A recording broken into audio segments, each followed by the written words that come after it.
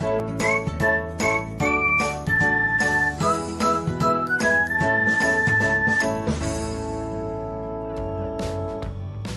everyone, welcome back to another episode of Technologyglance.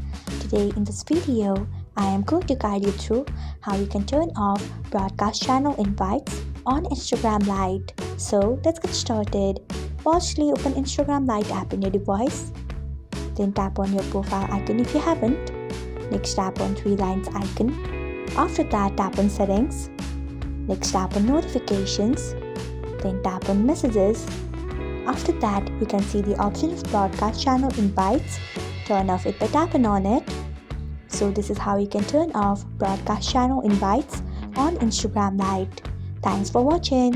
If you found this guide helpful, we would love it if you hit the thumbs up button below. We upload great new tech tutorials like this one every day. So do not forget to subscribe to our channel and hit the bell icon so that you will never miss another update.